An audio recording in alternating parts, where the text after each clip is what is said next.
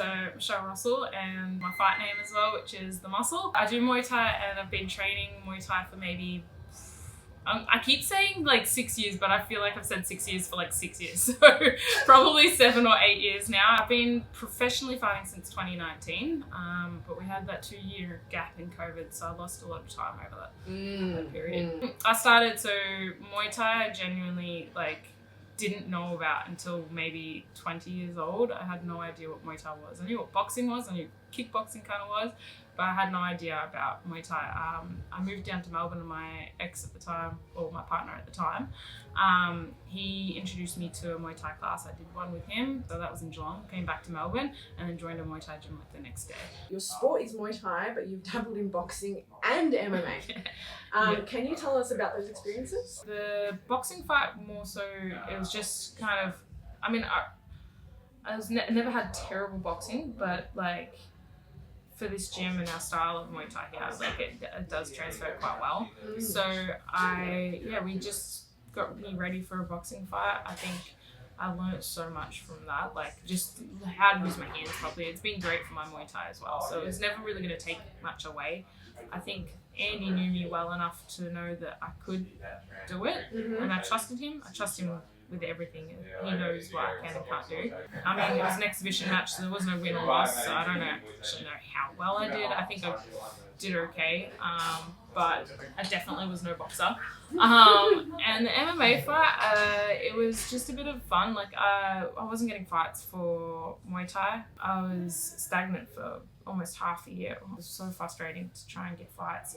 And yeah, someone was just like, we've got an MMA fight coming up and we can't get this girl a match. It had been said before as well, and like a lot of people were like every time they'd be like, MMA? I'm like, no, like that's stupid. Why would I do that? That's so dumb. I don't even grapple.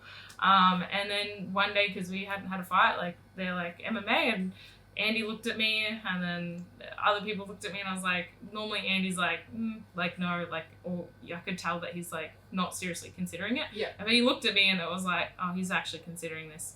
And I was like, maybe I should actually consider this. And I'm sick of not doing anything. I'm like stuck at home. Yeah, itchy knuckles. Yeah. Oh, just more so that I hate being just comfortable. Like I like to feel uncomfortable. I like to be pushed out of my comfort zone all of the time, and it's like if I'm not getting pushed outside of my comfort zone, then what am I doing? Like it's too safe. I'm not growing. And so I saw his face and I was like, shit, okay, I think we're gonna do this. And I was like, I haven't done any grappling, and they're like, yeah, we'll teach you. And I was like, 2 weeks, 3 weeks to teach me grappling, and they're like, yeah, you'll be fine. And I'm like, I'm trusting you guys. I was fine, like there wasn't any moments where I was like, I'm gonna get hurt here, but you know, it was definitely outside of my comfort zone. So we achieved that. Yeah, tick that box. Yeah, I fought this girl, Rosie Comlos, so it was like last February, I think, so this time last year, and it was the first time I was stepping in the ring against somebody like so much more experienced. She had like 15 to 20 fights to my 5, I think at the time, or 6.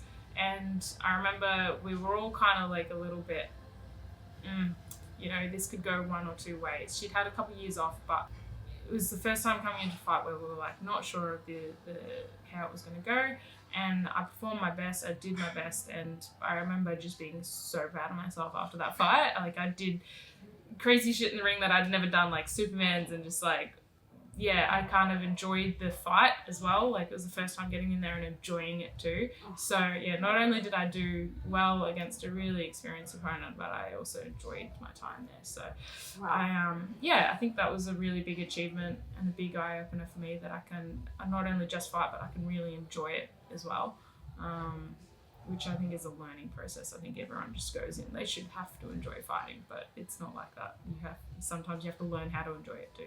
Maybe my toughest fight, I think, like would have been last year. I lost, so not the one just been, but the one before that. I fought a girl with a lot more experience, or higher caliber. It wasn't the first time going up in experience, but it was a tough one. Like I had 4 fights in a row. This is like going to be my 4th fight.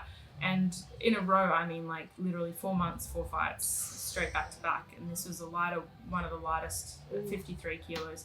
I think hard weight cut. I remember it just being tough because my body is just like, I've had enough of this. I was tired. exhausted, I think, a little bit emotionally. And I remember just like getting ready for this fight, knowing that this girl was like, she's good. Like she was at the highest she'd been fighting for a long time. And she'd beat some of the best in Australia. And I just remember being like, not excited to fight, you know, like normal. And I just got in there, I got hit, and then I was like, brain left my body, and I was just like, okay, just got to survive 3 rounds now, which I still did all right. Like I'm still proud of my performance. I still pulled it through and did what I had to do, and we got a split points loss. So I kept it close for 3 rounds, but I just remember being like so exhausted through that fight. Before that fight, even my coach was like, you just were heavy and felt heavy before the fight, like in terms of like my mood. Yeah, I guess. Yeah. And so I don't know, like that was a tough fight. You're not always going to have the best preps and the best camps, and you're not always going to feel the best, you know. I was lucky I went in there uninjured, but I, you know, I'm not always going to be in my best when I fight, and that's the realistic. So you just had a big win last weekend. Yeah. How do you feel, and how was the lead up to the fight? The fight itself, I'm not that happy with. So I feel like I can always do better, but I feel like anyone that's ever fought will understand, like when you look back over your fights, you're never quite as happy as you think. I have a lot of things that I want to work on after that fight, but yeah, the prep for the fight was probably the smoothest I've ever done. I entered the ring uninjured. I'm getting better at these fight camps, so like they kind of roll now, and it's easy to do, and I'm a professional in that sense now. I feel like I get the job done in my fight camps. I get fit enough, I get ready. And the weight was a little bit higher for this one, for the first one of the years. It was handy to have it a little bit higher in weight.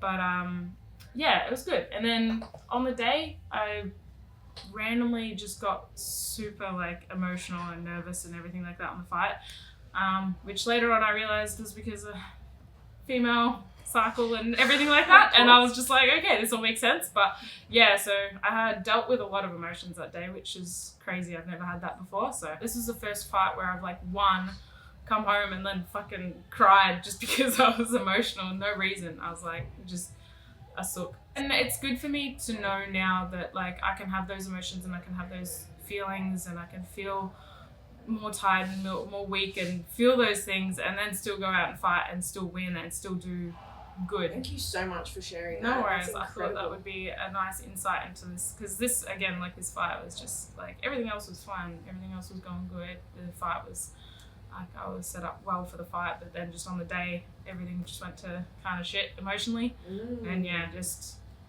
I think that not enough girls kind of talk about that emotional side when it comes to fighting. I think like I'm a very emotional human. So it kind of hit me in the fight. I was like not impressed with myself. After the fight I was not impressed with my performance, and then like just got home and was overwhelmed for some reason. Even my partner was like, I don't know why you're upset, like you're fine, like you won, you did the thing. And I was like, I don't know why I'm upset either, but I'm upset. But you allowed it. Allowed it to happen. Kind of just dealt with it, let it wash over me, and come with it the next day.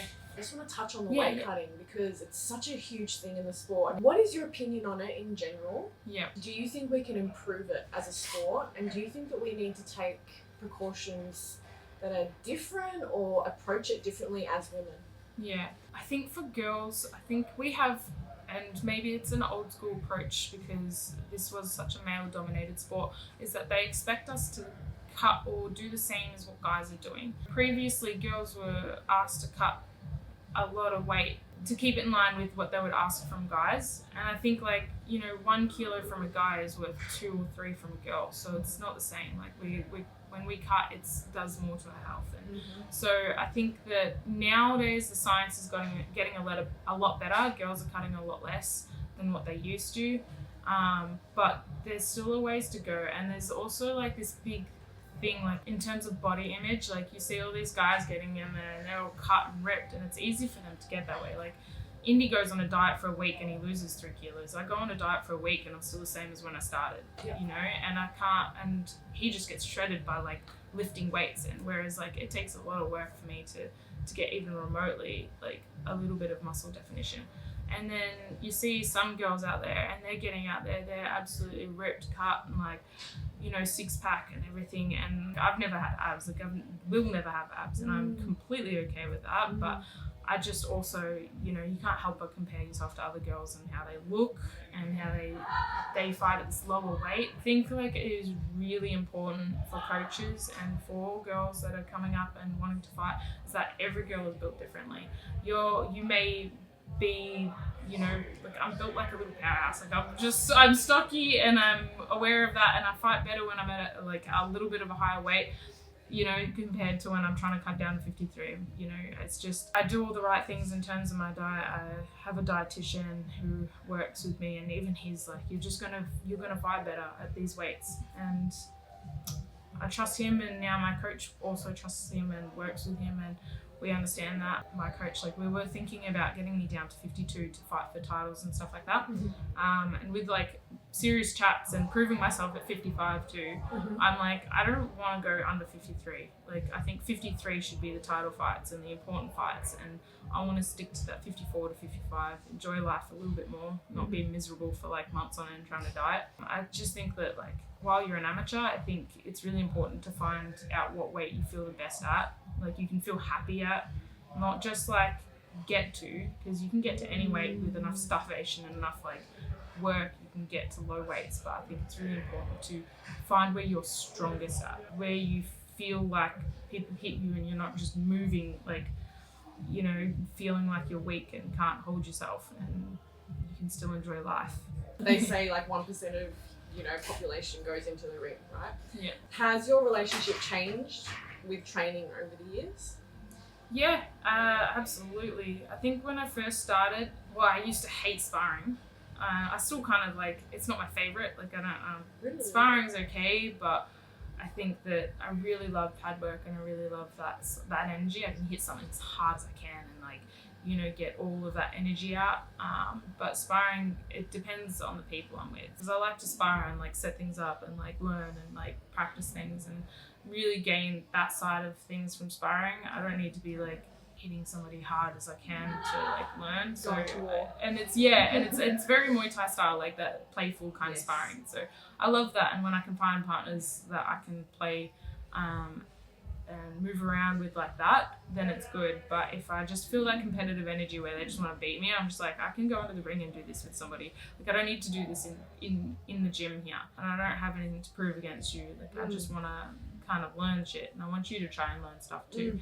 But I'm learning now, like, as a coach, like, to kind of just step back. Like, if someone is being competitive, I can just let them do that and be them and figure that out themselves, and I just work on what I need to work on. So that side of things has changed a lot. In terms of training, like, I've always loved it. Like, I've always been 100% or nothing kind of person, and I've always been 100% into training.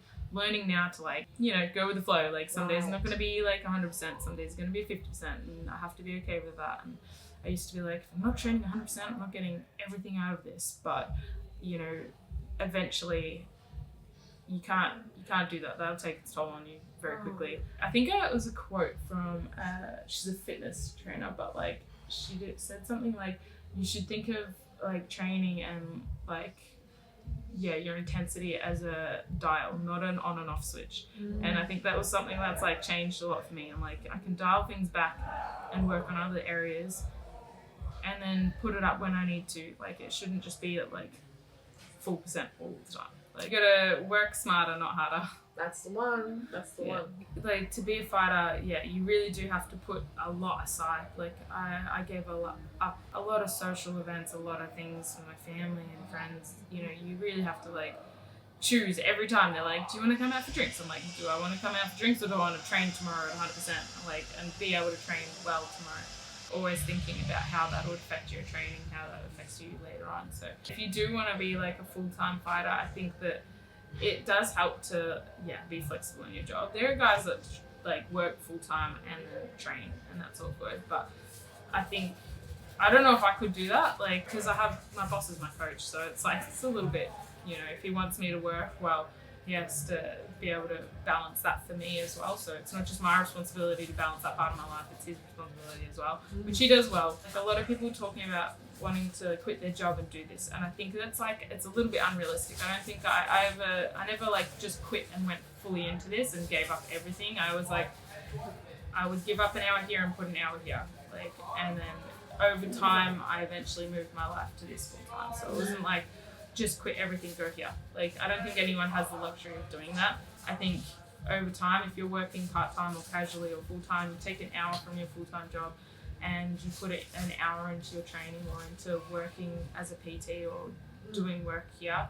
And then over time, you'll eventually flow towards being a full-time fighter, I think, like, or being full-time in the gym. So 2017, I started coaching, but like, again, I was working at other gyms. So I finished my exercise science degree. I went straight into working in fitness gyms and like random stuff here and there.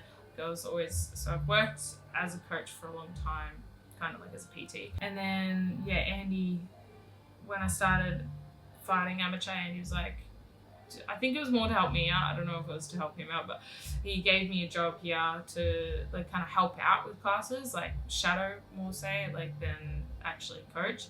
Just over time, yeah, like I was saying, like I would take an hour from a PT job, and then put an hour here or gain an hour here, and yeah, I just ended up here full time. So awesome, it's a dream job. Like, yeah, I love fighting and everything, but I fight because I want to be a good coach one day. So I don't necessarily care too much about my achievements as a fighter. I think that it's something I get to do. It's not something I like need to be the best at. I just want to be there so that later on I can give the best advice and have the best stories and the best knowledge in that area for the next generation of fighters.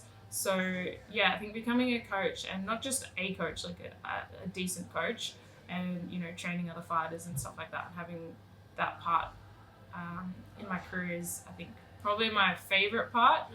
I came across a stat that said in martial arts, less than 20% of instructors are female. How does that make you feel to be a female instructor?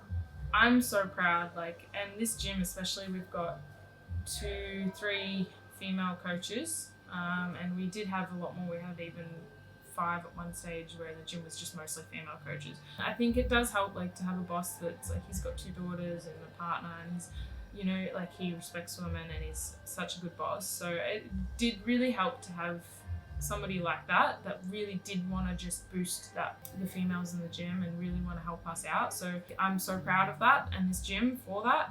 But I know it is really hard for other girls to get to that spot too. Like, you know, and I think it really does take a lot of voicing things and a lot of like pushing girls up and, you know, supporting each other. But sometimes it's not that energy, and yeah, gotta find it. Right. Like, you really gotta find it and search for it. Guys, they've always got opportunities and stuff like that, and they're independent beings, you know, like they support each other, but they also don't need it. But I feel like the girls, our superpower is just the support that we offer each other. So, you know, like, it really does take like lifting girls up, and I already just want to pull some of these girls up and just like put them in coaching roles. But I also know that there's like so many girls, and I also need to do that for the males too. Yes. But yeah, it's about lifting each other up. I recently started working with the more advanced kids, and there's a few girls in there, and it just makes me like warms my soul that there's these girls in there that are as dedicated as any of the boys are in the class, and like, if not more so dedicated. Like, I think there's 2 girls in the class, and I was watching them clinch, and I was like, where did you girls get so good at clinching? Because I haven't really taught you guys this much. And they're like, we practice at school in the schoolyard. I'm just like imagining the teachers seeing these girls clinch, but also it just warmed, like, they're 2 best friends, and they're out there like helping each other with Muay Thai, and it's like they're both really good at clinching now. And I was like, that's what it takes. Like, it's just, you know, a little bit of friendship, I think, and like that. It was so cool. That is incredible. That is a beautiful story, and you're able to just foster that relationship. You know, that's so good. I think that if you're a gym and you don't have a female staff member, or you don't have females at the top, I think you really need to do a good look at yourself and your gym. And that's not to say like you haven't tried. I just think that there can be a lot of effort, and there needs to be females at the top in every space. And there's always the argument, they're like, oh, but there's none that have fit the criteria. They're like, why would I hire somebody that's not going to do a good job? There are definitely always going to be females out there that can do the job that you need them to do. That's just a poor excuse of you not looking. Put females at the top of your gym so other females can see themselves there. I think that's just the biggest biggest thing that can be done. Because the gym is like the only place I'm at, so like I'm only ever really here. I'm here or at home, that's it. Like I work here, I train here, my partner works here and he trains here. We're both full-time here. So like how I am here is like I have to be me, because if I'm anyone else, it'd be too much effort. I feel like I'd get really exhausted. So my students know me as me. I'm honest as hell. Mm-hmm. I'll say exactly what's on my mind because I don't have the ability to filter that. I wish I did, but I don't. I used to be hard on myself that I wasn't this like super maternal, super like feminine, hugging, really like loving human, and because I'd see other coaches that were like that, and I stopped being hard on myself from that and just embraced the fact that I was going to be a bit of a harder coach. But also when I give praise and when I give that like that side as well, they've earned it, and they've like really, and they respond better to it. I think that like my students really love it. Like they understand me and they know that I'm honest. They're not going to get any shit talk from me, and that when they get that praise and that more vulnerable side from me, they really have like earned that side. Not everyone's for everyone. Like you go into some gyms, I've been to other gyms, and their coaches are good. Like they've got great quality coaches. They're doing amazing things and they're producing other great fighters. But not everyone is going to work with you that great. And I think a lot of girls, or a lot of people go to gyms and they're like, they've got this like high caliber coach. I'm going to stay at this gym because they're high caliber. But I don't think that fosters great energy all the time, and it's not going to like be the best for your fight career. You need to be with somebody that you gel with. And yeah, I just remember coming here and being like, this is home, this feels great.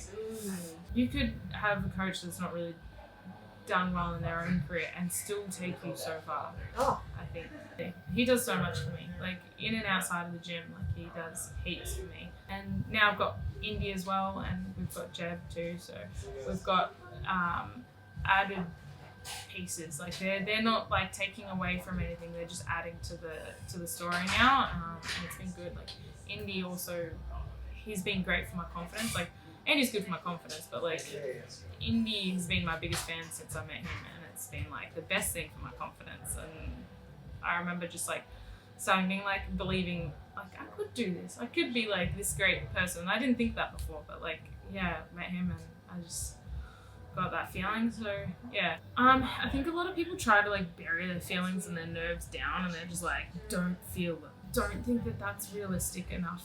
You gotta feel the nerves, you gotta feel anxious, you gotta feel scared, and that is totally fine. Like unless you're superhuman, like I don't know many people that have gone into the ring like completely nerve free. And I feel like that the people that are sitting there being like, no, I don't fear anything, are lying. Like, not to call anyone out, but like, I just like, I don't know, like I just feel like you gotta feel that. Otherwise you get in the ring and like, you gotta have fear. Otherwise you'll be okay with getting hit in the face or like getting hit. And it's like, you gotta fear being hit so that you have good defense and have those things. It's there to keep you safe. Yeah, let yourself feel that and know that it's completely normal. I think that bravery and courage and that kind of thing is feeling that and still doing it anyways. You're gonna feel scared and you're gonna feel nervous, just do it anyways. just do it. And like as cliche as that sounds, like yeah, you are just gonna feel that stuff, and you'll find out sooner or later that that's just a feeling, and that your feelings don't control you. They shouldn't control you. Like they can be there to guide you and to help you out like along the way, but don't let them be the reason you don't do something.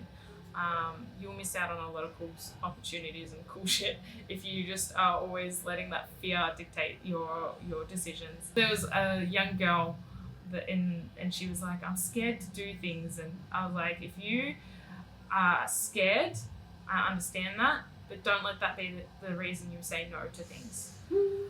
And I think she ended up fighting and doing a lot of cool things. So yeah, that is so cool. Goosebumps again. Yeah. Have you ever experienced stereotyping around being female in combat sports? Oh, Kind of, I yes and no, like not inside the gym and not from my own team. Mm-hmm. No one, like, in fact, I think like I get pushed more. I'll be like, no, but I'm like just this weak little human. They're like, you can do this the same as anyone else, and I'm like, okay. So like often I get told to like just, you know, beef up, like you'll be fine, like do it, and I'm like, okay. I'm like, but I'm just like this fickle female. But so a lot of the time I like stereotype myself, which is bad. Like, yeah. like I'm just this female. I can't do this thing, and they're like, yes, you can. You're good. I'm like, okay, and I do it, and they're right. They're always right. I can always do the thing. I think that comes from like a long past in like believing that I can't do things, or like, you know, seeing men do all these crazy stuff on movies and all this shit, and not the females. But nowadays, I think that it's less and less, like, girls are seeing the same things. We're really trying to bridge that gap. But there are things, I think, out there, like, I've had bosses in the past, or people in my past have been like, why would you want to, like, break that pretty face? That's honestly the worst fucking thing that you could ever say to a female fighter. Like, why would you want to scar your face? I don't care. Like, cool, bring it. It gives me more character. Like, you wouldn't say that to a male. Why would you say that to a female? And yeah, that breaks my heart that that's still a thing that gets said. I haven't heard it in a long time, so I think that maybe people are getting the idea that I don't care. Yeah. But yeah, when I first started, absolutely, they're like, why would you want to, you know, break that pretty face of yours? Like, off. Yes. Like, it's such a shit thing to say.